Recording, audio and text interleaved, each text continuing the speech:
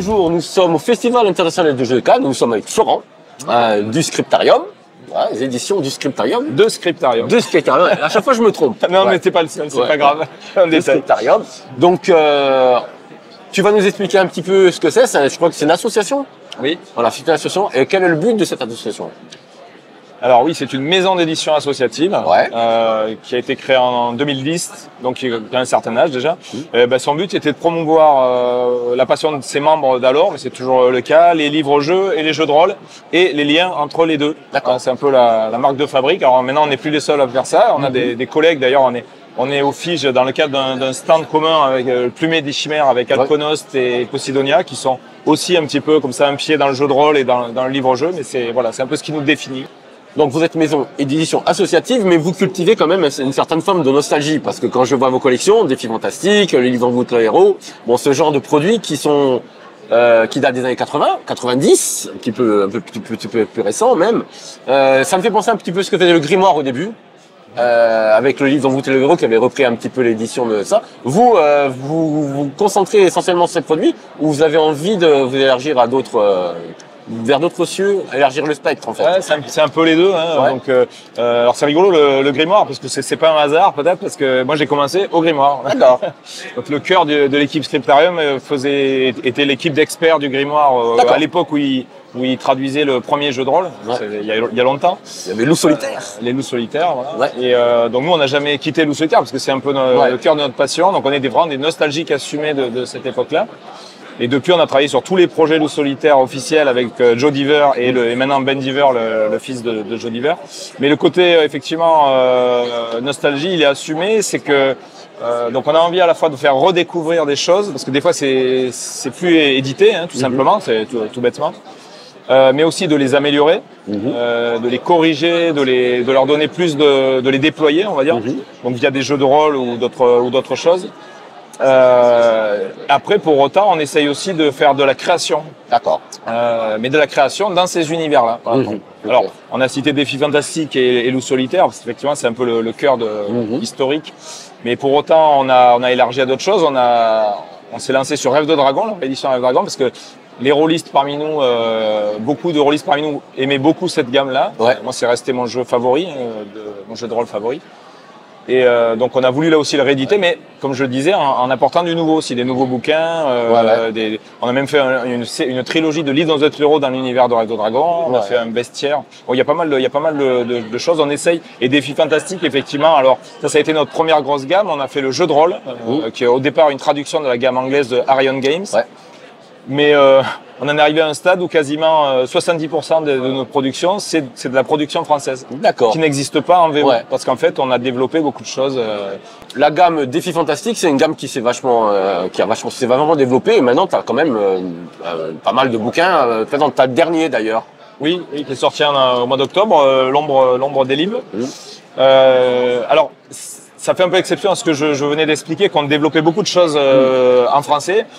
Et là, on est revenu encore plus en arrière, puisqu'en fait, c'est la réédition d'une campagne. Alors là, c'est le seul bouquin où il y a quasiment aucune création en Scriptarium, à part tout le travail, bien sûr, ça c'est toujours très important, de maquettage sur les illustrations. On fait un gros travail là-dessus avec les illustrateurs de l'époque. On leur commande beaucoup de nouveaux dessins. Mais c'est une traduction quasiment à l'identique de la toute première campagne de jeu de rôle qui a été faite dans l'univers des Fantastiques et qui était sortie chez Puffin Books à l'époque, donc qui n'existe pas dans la gamme actuelle de jeux de rôle anglaise, mais qui existait dans le premier jeu de rôle, dans le premier Advanced Fantasy. D'accord. Qui n'était pas exactement le tout premier, mais en fait c'était le premier jeu de rôle un peu élaboré qui avait été fait dans cet univers-là. Voilà, et on retrouve et elle permet d'arpenter les terres bien connues des lecteurs de Défis Fantastiques. On a refait une petite carte avec Ian Livingstone, l'auteur, un des deux grands auteurs historiques de la série. Voilà, c'est la dernière sortie. Et on prépare un supplément sur le port du Sable Noir, qui est un peu la cité culte de l'univers, une des villes les plus connues. Alors, Défis Fantastiques, bon, il y en a qui connaissent, les plus jeunes peut-être connaissent pas tous. C'est un système de règles très simple, c'est un univers de fantasy assez classique. Donc c'est un univers qui est vraiment, c'est un jeu de rôle qui est vraiment adapté même aux débutants, quoi. C'est vraiment une porte ouverte sur le jeu de rôle, quoi. C'est à travers le livre-jeu, par exemple. Tout à fait, parce que c'est un univers médiéval fantastique très classique, effectivement. alors, qui a un background, qui a un univers quand même qui est construit, qui est cohérent, mais qui univers de Titan, qui reste Titan. Le nom est pas très original, Titan, et il est très ouvert en même temps. Il y a beaucoup de zones d'ombre. Enfin, en tant que MJ, on a beaucoup de liberté quand même pour créer des choses. C'est pas comme dans certains univers très très construits. Moi j'aime bien les univers très très construits. Le solitaire c'est un univers très très construit par exemple. Hein, voilà, donc donc faut faire attention quand on crée des choses. Moi je fais partie un peu des maniaques, des gardiens du temple. Donc j'aime bien que les choses soient cohérentes, etc.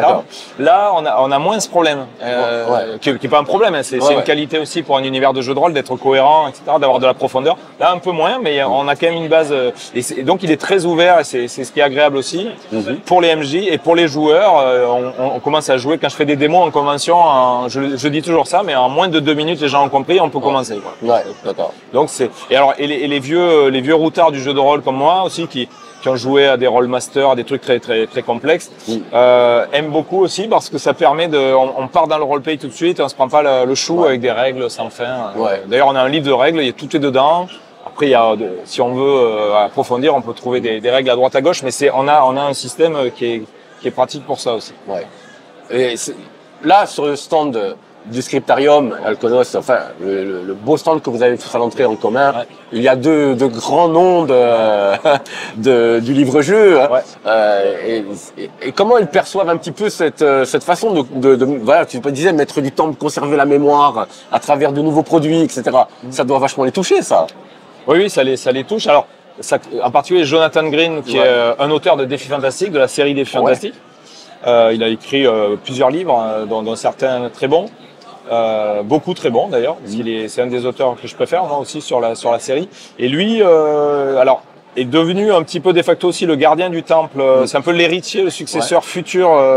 Malheureusement, on sait qu'un jour il faudra passer la main. Donc Steve Jackson et Ian Livingstone continuent à sortir des livres, c'est génial, quoi, parce qu'ils ont un certain âge et ils sont toujours très motivés. Mais Jonathan Green est un peu là aussi pour. Donc il est sensible à ce travail que fait Scriptarium de vérifier toutes les sources, de sortir quelque chose qui tient la route, qui est cohérent avec ce qui existe déjà. Donc c'est quelque chose qu'il aime bien. Alors Dave Morris, lui, a écrit un Défi Fantastique il y a très longtemps, donc il est moins lui c'est l'auteur de la série Dragon d'Or, Terre de légende, Épée de légende, Fablelands. Enfin, il a fait plein de choses géniales, mais et on le connaît moins. Donc je répondrai pas pour lui, mais je pense qu'il apprécie le travail que font nos collègues d'Alkonos aussi sur ses livres, qui est un peu dans la même philosophie, de respect des sources et de valorisation. En livre-jeu, vous présentez quoi vous savez quelle série? Alors, nous, notre toute première série qu'on a lancée, j'en parlais tout à l'heure, c'est la petite série, c'est une trilogie en fait, dans l'univers de Rêve de Dragon, en fait, où on découvre l'univers de Rêve de Dragon par le petit bout de la lorgnette, j'ai envie de dire. On joue un paysan qui est jamais sorti de son village et qui va découvrir comme ça un peu malgré lui le monde et donc le jeu de Rêve de Dragon, l'univers de Rêve de Dragon. Voilà, et ensuite on a initié la réédition d'une série qui s'appelle Défi et Sortilège, qui est une série qui était publiée par Gallimard. Donc ça c'est du nouveau, hein. Pour prendre un exemple, c'est du 100% nouveau. Ça c'est de la réédition, améliorée, mais c'est de la réédition. Donc c'est Gildas Sago qui était l'auteur principal et créateur d'un univers, l'univers de Dorgan, et qui avait été publié par Gallimard à l'époque où c'était surtout des auteurs anglais qui étaient traduits dans la fameuse collection des livres dont vous êtes le héros. C'était surtout des auteurs anglais. Ouais, c'est vrai. Et là, c'était un peu une exception, Gildas Sago, c'était le premier auteur. Et ça se sent d'ailleurs, la différence de qualité littéraire, de profondeur de l'univers, et ça se sent. Et en plus, il avait un grand talent littéraire. Malheureusement, alors, il nous a quittés au cours du travail de réédition. Donc, on a eu la chance de le rencontrer un petit peu avant, mais donc on avait juste convenu les grandes lignes, etc. On avait même un beau projet avec lui de terminer une deuxième série qui s'appelle Métamorphose, qui avait été publiée par Gallimard, mais qui s'était arrêtée à mi-course. Il y a eu 2 livres sortis sur 4. Malheureusement, donc ils sortiront jamais. Mais bon, voilà, on tenait à sortir cette série, à lui rendre hommage. Et donc dans la foulée de ces 2 premières séries, donc vous remarquez qu'il y a une charte graphique un peu commune. On essaye de rester dans l'esprit des livres dont vous êtes héros de la grande époque. On va lancer une souscription au mois d'avril sur nos projets de livre-jeux, parce qu'on en a beaucoup. Donc d'abord, on va terminer la réédition des Défis et Sortilèges, parce qu'il y a 8 livres. On va faire des éditions de luxe aussi, un petit peu avec des colorisations, des contenus additionnels. Mais on va également sortir une série dans l'univers de Loup Solitaire, Ce sont des aventures qui ont été écrites pour les éditions Deluxe anglaises, que l'auteur Joe Diver avait initié dans les années 2000, qui sont sorties entre les années 2000 jusqu'à récemment. La dernière est sortie là il y a un an ou deux. Ça s'est étalé sur parce qu'il y a quand même beaucoup de livres dans la série. Et donc ce sont des petites aventures dans lesquelles on incarne un personnage secondaire de chaque livre. Et donc il se trouve que l'équipe de Scriptarium, il n'y a pas que Scriptarium qui a écrit ces aventures, mais en a écrit 8. Et donc, mais à ce jour, elles n'existent qu'en anglais et en allemand. Elles ont été traduites. Donc, on s'est dit, c'est dommage que ça n'existe pas en français. Donc, on lance une collection loup solitaire qui s'appelle Aventure en Magnamund et qui sera présentée dans le cadre de cette souscription au mois d'avril. Donc, il y a un très grand nombre de titres potentiels. Alors, là, on va commencer par nos premiers, ce qu'on préfère. Voilà. Et puis, potentiellement, elle va pouvoir se déployer sur des années parce qu'il existe beaucoup de titres en anglais qui méritent d'être traduits. Peut-être pas tous, il y en a qui sont peut-être un peu médiocres, mais dans la plupart des cas, c'est des super aventures parce qu'on découvre l'aventure principale sous un autre angle. Voilà, on voit un autre personnage on va revivre parfois les mêmes scènes, mais d'un autre angle. C'est vraiment très sympa. Voilà. Dans le cadre de cette souscription, on va également lancer la réédition de la série La Voix du Tigre de Jamie Thompson et Mark Smith. Un univers un peu Seigneur des Eaux, ninja, Extrême-Orient médiéval. Et on va également lancer plusieurs aventures solo de l'Œil Noir, parce que nous sommes le traducteur de la 5e édition de l'Œil Noir pour Black Book Édition. C'est vrai, Alors qui maintenant s'occupe en propre également de la traduction depuis les 2 derniers produits. Mais on reste partenaire avec eux et donc on sera l'éditeur en propre des aventures en solo qui sont des livres dont vous êtes héros dans l'univers de l'Œil Noir. Qui sont tout couleurs, c'est pas tout à fait, mais ce sera la même charte graphique sinon à part ça.